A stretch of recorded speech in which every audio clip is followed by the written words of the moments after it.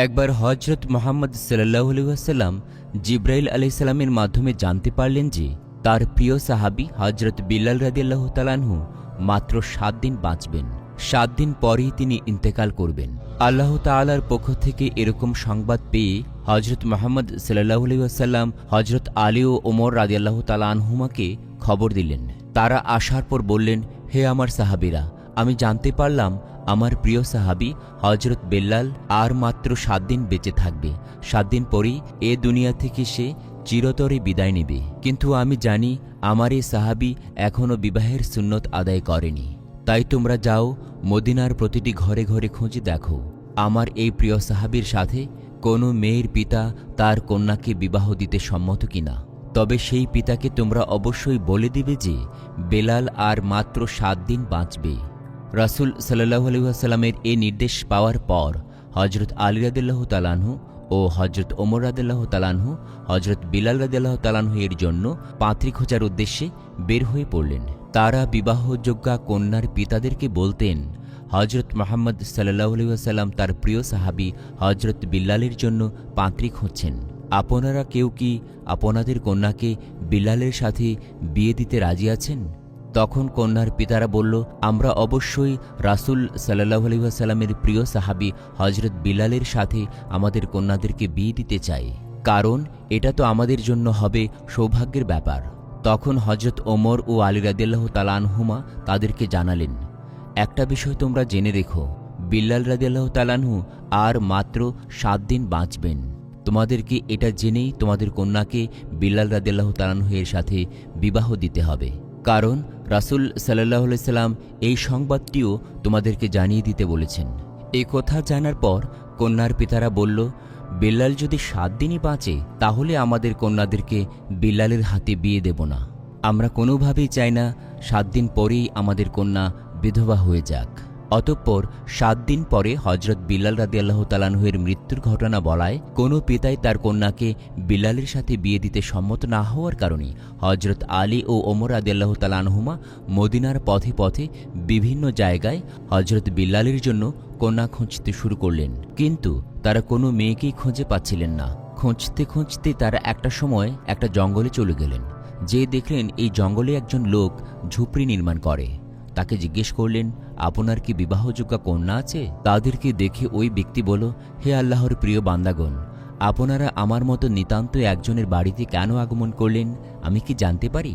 প্রতি উত্তরে তারা বললেন, আমরা রাসূল সাল্লাল্লাহু আলাইহি ওয়াসাল্লামের নির্দেশে হজরত বিল্লালের জন্য একজন পাত্র খুঁজছি। তখন সে ব্যক্তিটি বলল, যদি তাই হয় তাহলে আমার একজন উপযুক্ত কন্যা আছে। আল্লাহর রাসূল সাল্লাল্লাহু আলাইহি ওয়াসাল্লামের প্রিয় সাহাবী বিল্লাল রাদিয়াল্লাহু তাআলা আনহু এর মতো একটা ছেলের কাছে আমার কন্যাকে যদি বিবাহ দিতে পারি তাহলে তো মনে করি সেটা আমার জন্য সৌভাগ্যের বিষয়। এরপর হজরত আলী ও ওমর রাদিয়াল্লাহু তাআলা আনহুমা বললেন, দেখুন, একটি শর্ত আছে। রাসূল সাল্লাল্লাহু আলাইহি ওয়াসাল্লাম বলেছেন আপনাকে যেন সে বিষয়টি জানাই। বিল্লাল রাদিয়াল্লাহু তাআলা আনহু মাত্র 7 দিন বাঁচবেন, এরপর তিনি এই দুনিয়ার মায়া ত্যাগ করে চলে যাবেন। এ কথা শুনে ওই ব্যক্তিটি বলল, না, তাহলে আমি আমার মেয়েকে হজরত বিল্লাল রাদিয়াল্লাহু তাআলা আনহু এর কাছে বিবাহ দেব না। মাত্র 7 দিন পর আমার মেয়ে বিধবা হবে এটা আমি চাই না। কিন্তু এই 3 জনের কথা দূর থেকে একটি মেয়ে শুনতে পাচ্ছিল। সে হলো ওই ব্যক্তিটির মেয়ে। পিতার মুখে এমন কথা শোনার পর সে একটু এগিয়ে এলো। সে শুনল তার পিতা নবীর সাহাবীর সাথে বিবাহের বিষয় বাতিল করে দিচ্ছেন। সে কাছে এসে বলল, আব্বাজান, আমি এই বিবাহে রাজি আছি। আপনি কিভাবে এরকম বিবাহের পয়গাম প্রত্যাখ্যান করতে পারেন, যে পয়গাম আল্লাহর রাসূল সাল্লাল্লাহু আলাইহি ওয়াসাল্লাম নিজে থেকে পাঠিয়েছেন? আব্বাজান, আমার জীবনে যত কষ্টই আসুক না কেন রাসূল সাল্লাল্লাহু আলাইহি সাল্লামের এ নির্দেশ আমি পালন করতে চাই। এরপর রাসূল সাল্লাল্লাহু আলাইহি সাল্লামের প্রিয় সাহাবী হজরত বিল্লালের সঙ্গে ওই মেয়েটির বিবাহ সম্পন্ন হয়ে গেল।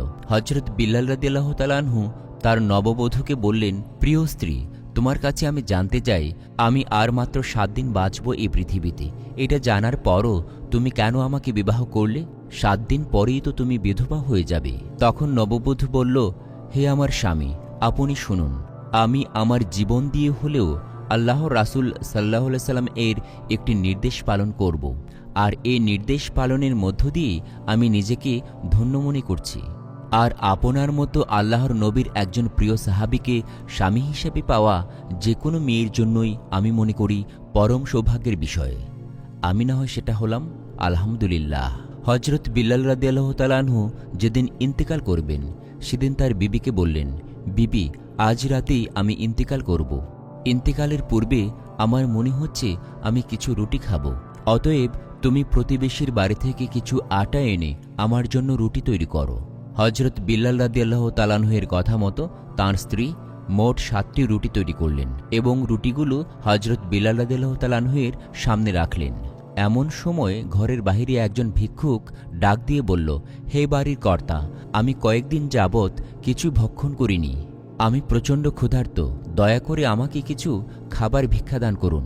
বিল্লাল রাদিয়াল্লাহু তাআলা আনহু যখন দেখলেন তার দরজার মুখে এরকম ক্ষুধার্ত ভিক্ষুক, তিনি মৃত্যুর আগে শেষ ইচ্ছাটা পূরণ না করে সেই ভিক্ষুককে রুটিগুলো দিয়ে দিলেন। সেই ভিক্ষুক হজরত বিল্লাল রাদিয়াল্লাহু তাআলা আনহু-এর ঘরের সামনেই সেই রুটিগুলো ভক্ষণ করতে শুরু করল। যখনই হজরত বিল্লাল রাদিয়াল্লাহু তাআলা আনহু-এর জান কবজের সময় হয়ে গেল, তখনই মালাকুল মউত হজরত আজরাইল আলাইহিস সালাম উপস্থিত হলেন। আজরাইল আলাইহিস সালাম যখন ঘরে ঢুকতে যাবেন, তখন দেখলেন ঘরের দরজার বাহিরে একজন ফকির পথ আটকে বসে আছে। আজরাইল আলাইহিস সালাম বললেন, হে ফকির, তুমি এভাবে ঘরে ঢোকার পথ আটকে আছো কেন? আমাকে ঘরে প্রবেশ করতে দাও। আল্লাহ রাব্বুল আলামিন আমাকে আদেশ করেছেন আমি যেন বিল্লালের জান কবজ করে নিয়ে যাই। তখন সে ফকির হজরত আজরাইল আলাইহিস সালামকে বলল, হে আজরাইল আলাইহিস সালাম, তুমি কি জানো না কারো খানা খাওয়ার সময় কাউকে বিরক্ত করতে হয় না? তুমি কি দেখতে পাচ্ছ না আমি এখানে বসে রুটি খাচ্ছি? যখন সে ফকির কোনোভাবেই দরজা ছেড়ে যাচ্ছিল না, তখন হজরত আজরাইল আলাইহিস সালাম আল্লাহ তাআলার দরবারে ফিরে এসে বললেন, হে আল্লাহ, আমি আপনার প্রিয় বান্দা হজরত বিল্লালের জান কবজ করতে গিয়েছিলাম, কিন্তু ঘরে ঢুকতে পারিনি, কারণ ঘরে ঢোকার রাস্তায় একজন ফকির বসে রুটি খাচ্ছিল। আমি তাকে অতিক্রম করে ওখানে যাইনি। ওই ফকিরের জন্য আমি বিল্লালের ঘরে ঢুকতে পারিনি, ফলে আমি হজরত বিল্লালের জান কবজ করতে পারিনি। তখন আল্লাহ রাব্বুল আলামিন হজরত আজরাইল আলাইহিস সালামকে বললেন, হে আজরাইল, হজরত বিল্লালের দরজার মুখে যে আহার করছে সে আমার অত্যন্ত প্রিয় একজন বান্দা, অতএব খবরদার, তুমি তার সাথে কোনো প্রকার বেয়াদবি করবে না। তুমি যাও, যে তাকে আদবের সাথে জিজ্ঞাসা করো সে কি চায়। যদি তার কোনো দাবি থাকে তবে তার দাবি পূরণ করেই হজরত বিল্লাল রাদিয়াল্লাহু তাআলা আনহু-এর জান কবজ করবে। আল্লাহ তাআলা নির্দেশ পেয়ে হজরত আজরাইল আলাইহিস সালাম আবার হজরত বিল্লাল রাদিয়াল্লাহু তাআলা আনহু-এর বাড়ির সামনে আসলেন। এসে যথারীতি দেখল হজরত বিল্লাল রাদিয়াল্লাহু তাআলা আনহু-এর দরজার মুখে সেই আল্লাহর বান্দা বসে বসে রুটি খাচ্ছে। তখন হজরত আজরাইল তাঁকে বলল, হে আল্লাহর প্রিয় বান্দা, বলো তুমি কি চাও, বলো তুমি কি চাও। কি করলে তুমি হজরত বিল্লাল রাদিয়াল্লাহু তাআলা আনহু-এর ঘরের দরজার মুখ থেকে সরে যাবে? আল্লাহ রাব্বুল আলামিন বলেছেন, তুমি যা চাইবে তাই পালন করা হবে। তখন সে ফকির বলল, বিল্লাল আমাকে 7টি রুটি দান করেছে, আর আল্লাহ তাআলা বলেছেন যে 1 গুণ দান করল তা 10 গুণ হয়ে যাবে, আর আমি চাই এই 7টি রুটির বিনিময়ে বিল্লালকে 70 বছর হায়াত দান করা হোক। এই কথা শুনে হজরত আজরাইল আলাইহিস সালাম বললেন, এটা তো অসম্ভব। আল্লাহ রাব্বুল আলামিন আমাকে হজরত বিল্লালের জান কবজ করতে পাঠিয়েছেন, আমি কিভাবে তার হায়াত বাড়াবো? অতএব তার জান কবজ করে আল্লাহ তাআলার হুকুম আমাকে পালন করতেই হবে। এছাড়া অন্য কিছু আমার কাছে চাও, এছাড়া তুমি যা চাইবে তাই আল্লাহ রাব্বুল আলামিন তোমাকে দান করবেন। তখন সে ফকির বলল, দেখো, আমি এছাড়া আর কিছুই চাই না। দুনিয়ার কোনো ধন সম্পদ বা পার্থিব কোনো সুখ শান্তির আশা আমার নেই। আমি চাই রাসূল সাল্লাল্লাহু আলাইহি সাল্লামের প্রিয় সাহাবী হজরত বিল্লালের হায়াত 70 বছর পর্যন্ত বৃদ্ধি করে দেয়া হোক। তখন আজরাইল আলাইহিস সালাম বললেন, তোমার এ দাবি আমি কোনোভাবেই পালন করতে পারবো না। আল্লাহ তাআলা হজরত বিল্লালের জান কবজ করার জন্য আমাকে পাঠিয়েছেন, অতএব আমাকে তার জান কবজ করতেই হবে। তখন সে ফকির বলল, আজরাইল, আল্লাহ তাআলা পারেন না এমন কোনো কাজ নেই। আল্লাহ তাআলা যদি হজরত বিল্লালের হায়াত 70 বছর বৃদ্ধি না করেন, তাহলে আমি 70 বছর পর্যন্ত হজরত বিল্লালের দরজার মুখেই বসে রুটি বক্ষণ করব। এভাবে তুমি হজরত বিল্লালের ঘরেও প্রবেশ করতে পারবে না, আর তার জানও কবজ করতে পারবে না, কারণ আমি এখান থেকে সরব না। রাসূলুল্লাহ সাল্লাল্লাহু আলাইহি ওয়াসাল্লাম এক হাদিসে বলেছেন, এই দুনিয়াতে আল্লাহ তাআলার এমন কিছু বান্দা রয়েছেন, যদি তারা আল্লাহ তাআলার নামে শপথ করে এমন কোনো কথা বলে দেন, তবে আল্লাহ তাআলা অবশ্যই সেই বান্দার দাবি পূরণ করেন। হযরত বিল্লালের দরজার সামনে যে ফকির বসেছিলেন, তিনি ছিলেন আল্লাহ ও তার রাসূলের পাগল হযরত ওয়াইস করনী রাহমাতুল্লাহ আলাইহি। হযরত ওয়াইস করনী রাহমাতুল্লাহ আলাইহি যখন হযরত বিল্লালের হায়াত বৃদ্ধির দাবি করে বসলেন, তখন আল্লাহ রাব্বুল আলামিন এ দাবি আর পূরণ না করে পারলেন না।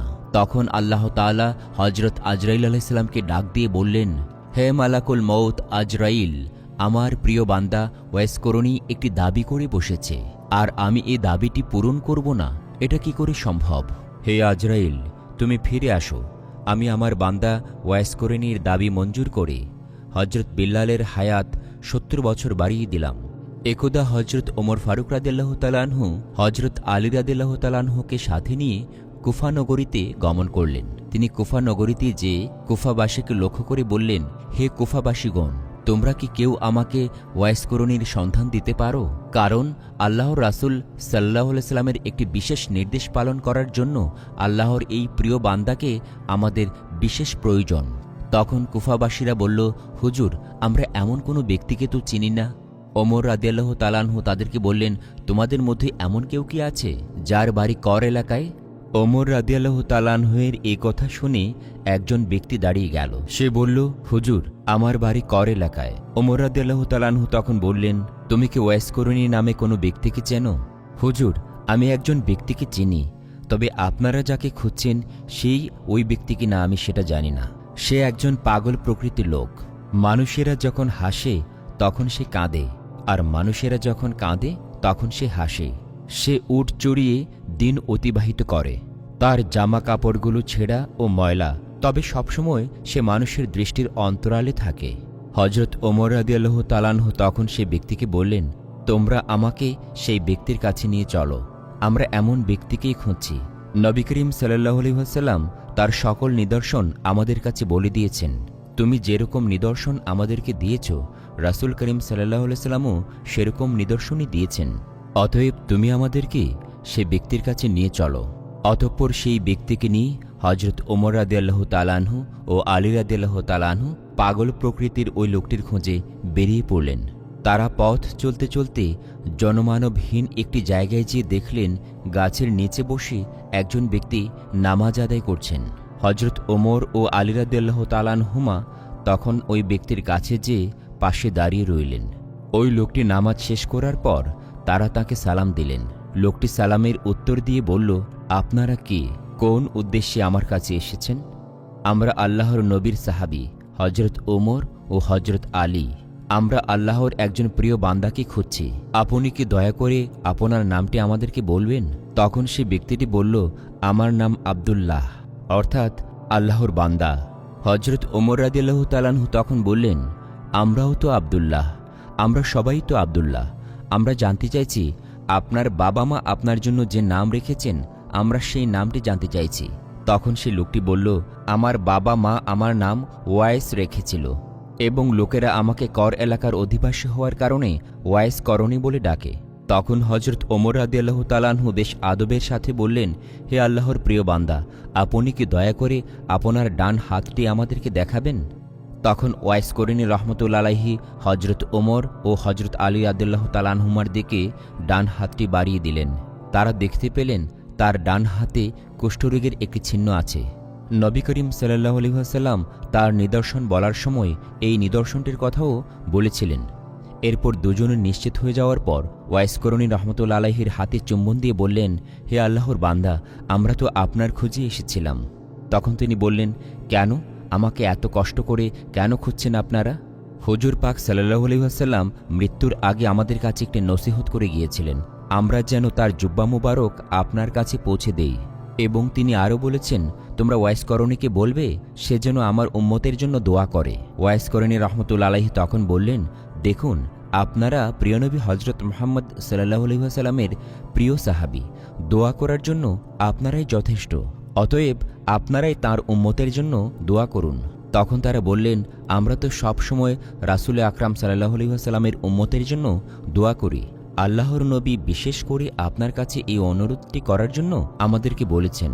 ওয়াইস করণী রহমতুল্লাহ আলাইহি তখন বললেন, হে আল্লাহর নবীর প্রিয় সাহাবীরা, আমাদের প্রিয় নবী হজরত মুহাম্মদ সাল্লাল্লাহু আলাইহি ওয়াসাল্লামের পবিত্র জুব্বা মুবারক আমার সংগ্রহে রাখার সামর্থ্য কি আমার আছে? আমি তো আল্লাহর সাধারণ একজন বান্দা। আমি একজন পাপী এবং পাগল মানুষ। কিভাবে আমি তার পবিত্র জুব্বা মুবারকের হুরমত ও মর্যাদা রক্ষা করব? তখন তারা বললেন, রাসূল করিম সাল্লাল্লাহু আলাইহি ওয়াসাল্লাম যেহেতু বলেছেন আপনার কাছে এই জুব্বা মুবারক রাখার জন্য, তার মানে জেনে শুনে বলেছেন আপনি কতটুকু যোগ্য এই জুব্বা মুবারক রাখার জন্য।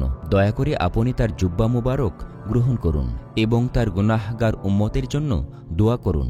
এরপর হজরত ওয়াইস করণী রহমতুল্লাহ আলাইহি তাদের কাছ থেকে রাসূল করিম সাল্লাল্লাহু আলাইহি ওয়াসাল্লামের জুব্বা মুবারক গ্রহণ করলেন এবং তাদেরকে বললেন, আপনারা এখানে দাঁড়িয়ে থাকুন, আমি একান্তে নিভৃতে আমার দয়াময় প্রভুর সাথে কিছু কথা বলে নিই। এরপর ওয়াইস করণী হজরত ওমর রাদিয়াল্লাহু তাআলা আনহু ও আলী রাদিয়াল্লাহু তাআলা আনহুকে একটা পাশে রেখে একটু দূরে একটা গাছের নিচে সেজদায় পড়ে গেলেন এবং আল্লাহ তাআলার কাছে শুকরিয়া আদায় করলেন এবং মোনাজাত করলেন, হে আল্লাহ, তোমার প্রিয় হাবিব আমার কাছে তাঁর জুব্বা মুবারক প্রেরণ করেছেন এবং তিনি বলেছেন আমি যেন তার গুনাহগার উম্মতের জন্য দোয়া করি। তোমার হাবিব তাঁর দায়িত্ব পালন করেছেন। হজরত আলী ও ওমর রাদিয়াল্লাহু তাআলা আনহুমাকে দায়িত্ব দিয়েছিলেন, তারাও তাদের দায়িত্ব পালন করেছেন এবং আপনার প্রিয় হাবিব আমাকেও একটি দায়িত্ব দিয়েছেন, আর তা হল আমি যেন তার গুনাহগার উম্মতের জন্য দোয়া করি। তখন তারা বলল, হে আল্লাহ, আপনার প্রিয় হাবিবের উদ্দেশ্যেই তাঁর গুনাহগার উম্মতের জন্য দোয়া করছি। দয়াময় আপনি তার সকল গুনাহগার উম্মতদের ক্ষমা করে দিন। ওয়াইস করণী রহমতুল্লাহ আলাইহির এই মোনাজাতের পরিপ্রেক্ষিতে আল্লাহ তাআলা বললেন, হে ওয়াইস, তুমি সেজদা থেকে মাথা উঠাও। তোমার এ দোয়ার বরকতে আমি উম্মতে মুহাম্মদের একটি অংশকে ক্ষমা করে দিলাম। তখন ওয়াইস করণী রহমতুল্লাহ আলাইহি বললেন, হে আল্লাহ, তুমি যতক্ষণ পর্যন্ত তামাম উম্মতদেরকে ক্ষমা করবে না ততক্ষণ পর্যন্ত আমি সিজদা থেকে মাথা উঠাব না এবং তোমার প্রিয় হাবিবের জুব্বা মুবারকও পরিধান করব না। তখন আল্লাহ তাআলা বললেন, হে ওয়াইস, তোমার দোয়ার কারণেই আমি উম্মতে মুহাম্মদের 1/3 গুনাহ মাফ করে দিলাম। তুমি সিজদা থেকে মাথা উঠাও। ওয়াইস করণী রহমতুল্লাহ আলাইহি বললেন, হে আল্লাহ, যতক্ষণ পর্যন্ত তুমি তোমার প্রিয় হাবিবের সমস্ত উম্মতের গুনাহ মাফ করবে না ততক্ষণ পর্যন্ত আমি সিজদা থেকে উঠব না এবং তোমার প্রিয় হাবিবের জুব্বা মুবারকও আমি গায়ে দেব না। হে ওয়াইস, তোমার দোয়ার কারণে আমার হাবিবের উম্মতদের অর্ধেকের গুনাহ মাফ করে দিলাম। এবার তুমি সিজদা থেকে উঠো। ওয়াইস করণী রহমতুল্লাহ আলাইহি বললেন, হে আল্লাহ, তুমি তামাম উম্মতি মুহাম্মদের গুনাহ মাফ করে দাও, তবেই আমি সিজদা থেকে মাথা উঠাবো। এদিকে হজরত ওমর রাদিয়াল্লাহু তাআলা আনহু ও আলী রাদিয়াল্লাহু তাআলা আনহু দুজনে অনেকক্ষণ দাঁড়িয়েছিলেন এবং অনেকটা বিরক্ত হয়ে যাচ্ছিলেন। তখন তারা ওয়াইস করণী রহমতুল্লাহ আলাইহির কাছে গিয়ে দেখতে চাইলেন আসলে ওয়াইস করণী কী করছে। যখন তারা দুজনে ওয়াইস করণীর কাছে গেল তখন ওয়াইস করণী রহমতুল্লাহ আলাইহির ধ্যান ভঙ্গ হয়ে গেল। আশিক ও মাশিকের প্রেমের বন্ধন ছিন্ন হয়ে গেল এবং বললেন, আপনারা যদি আরেক মুহূর্ত পরে আসতেন তাহলে আমি সমস্ত উম্মতে মুহাম্মদের গুনাহ মাফ করিয়ে নিতাম। আপনারা আমার কাছে এগিয়ে আসার কারণে আমার ধ্যান ভঙ্গ হয়ে গেছে, যার ফলে আমি আল্লাহ তাআলার কাছ থেকে সমস্ত উম্মতে মুহাম্মদের গুনাহ মাফ করে নিতে পারলাম না। তখন আফসোসের সাথে হজরত ওমর রাদিয়াল্লাহু তাআলা আনহু ও আলী রাদিয়াল্লাহু তাআলা আনহু তওবা করলেন এবং আল্লাহকে বললেন, হে আল্লাহ, তোমার প্রিয় বান্দার ধ্যান ভঙ্গ করার জন্য আমরা তওবা করছি, আমাদেরকে ক্ষমা করে দাও। তখন হজরত আলী রাদিয়াল্লাহু তাআলা আনহু ওয়াইস করণী রহমতুল্লাহ আলাইহিকে বললেন, হে আল্লাহর বান্দা, আপনি আল্লাহর রাসূলকে কত ভালোবাসেন, তারপরও তার জীবদ্দশায় মদিনায় এসে তার সাথে সাক্ষাৎ করেননি কেন? তখন ওয়াইস করণী রহমতুল্লাহ আলাইহি বললেন, আচ্ছা, আপনারা তো সবসময় হজরত মুহাম্মদ সাল্লাল্লাহু আলাইহি ওয়াসাল্লামের পাশেই ছিলেন, বলুন তো তাঁর চেহারা মুবারকে যে ভ্রুগুলো ছিল সেগুলো কি জোড়া লাগানো ছিল নাকি আলাদা ফাঁকা অবস্থায় ছিল? তখন হযরত ওমর রাদিয়াল্লাহু তাআলা আনহু এবং আলী রাদিয়াল্লাহু তাআলা আনহু বললেন, হে আল্লাহর প্রিয় সাহাবী, আমরা তার সম্মান এবং মর্যাদার চিন্তা করে কখনোই তার দিকে তাকাইনি।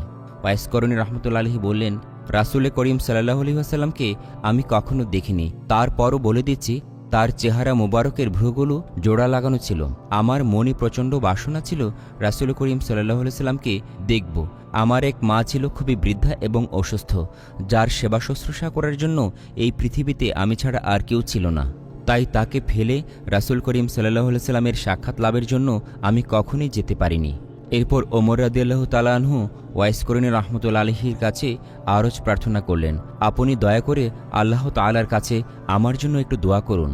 ওয়াইস করণী রাহমাতুল্লাহি আলাইহি তখন বললেন, আমি কোনো ব্যক্তিবিশেষের জন্য দোয়া করি না, আমি প্রতিবার নামাজের পরেই দোয়া করি। আল্লাহর প্রিয় হাবিবের যে সকল উম্মত ঈমান নিয়ে এই পৃথিবী থেকে বিদায় নেবে তাদেরকে তুমি ক্ষমা করে দাও।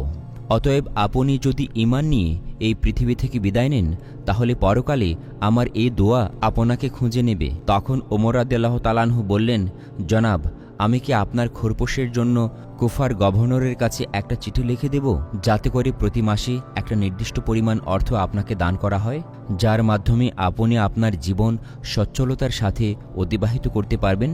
এরপর ওয়াইস করণী রাহমাতুল্লাহি আলাইহি 2টি দিরহাম ওমর রাদিয়াল্লাহু তাআলা আনহুকে দেখিয়ে বললেন, আমি এই 2টো দিরহাম উট চড়িয়ে রোজগার করেছি, আপনি কি আমাকে নিশ্চয়তা দিতে পারবেন এই 2টি দিরহাম খরচ করার জন্য আমি জীবিত থাকতে পারবো?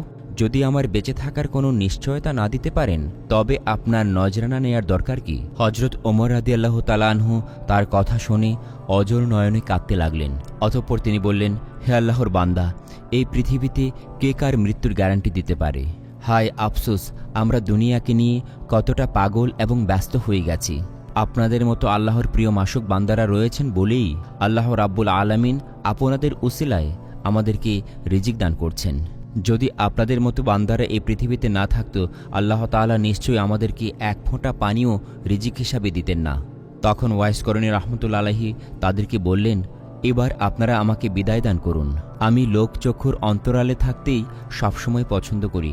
ওমর রাদিয়াল্লাহু তাআলা আনহু তখন বললেন, হে আল্লাহর প্রিয় বান্দা, যদি কোনো ধরনের প্রয়োজন হয় তাহলে আমাদেরকে স্মরণ করবেন। তখন ওয়াইস করণী রাহমাতুল্লাহি আলাইহি বললেন, হে আল্লাহর প্রিয় সাহাবী, আল্লাহই আমার উত্তম অভিভাবক, আমি সবসময় আমার সকল প্রয়োজন তাঁর কাছেই ব্যক্ত করি, পৃথিবীর কোনো সৃষ্ট মাখলুকের কাছে ব্যক্ত করি না। এই বলে ওয়াইস করণী রাহমাতুল্লাহি আলাইহি তাদের কাছ থেকে বিদায় গ্রহণ করলেন।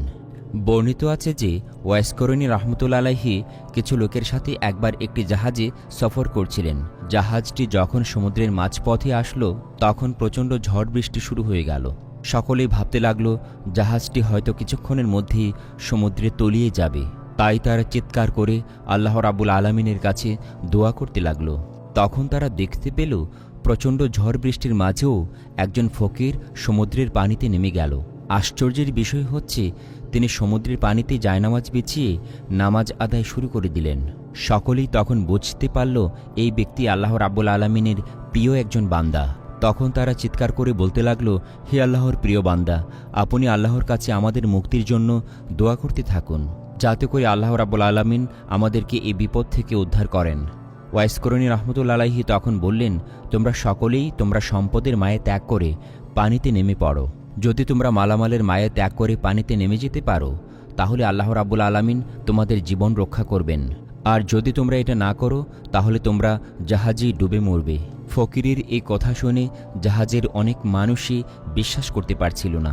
তারা মনে করছিল তারা যদি তার কথা মতো সমুদ্রের পানিতে নেমে যায় তাহলে সমুদ্রের পানিতে তলিয়ে অচিরেই তারা মৃত্যুবরণ করবে।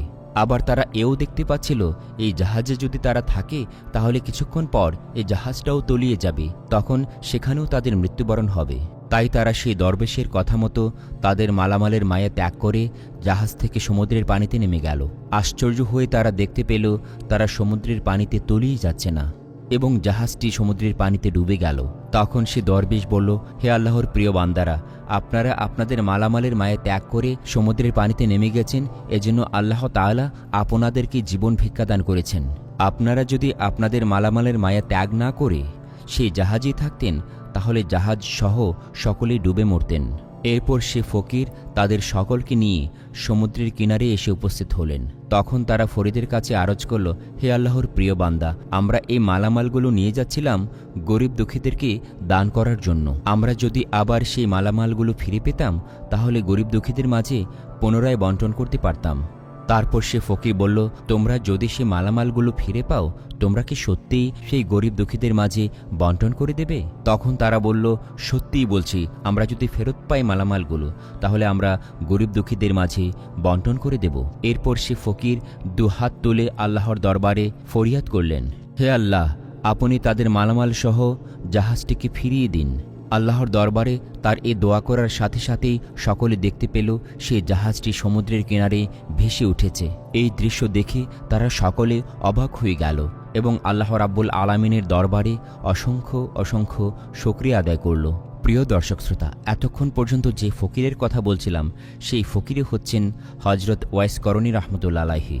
মূলত এভাবেই তার জীবনে অসংখ্য কারামত তিনি দেখিয়ে গেছেন। আমরা যেন ওয়াইস করণীর জীবন থেকে শিক্ষা লাভ করতে পারি। আমিন।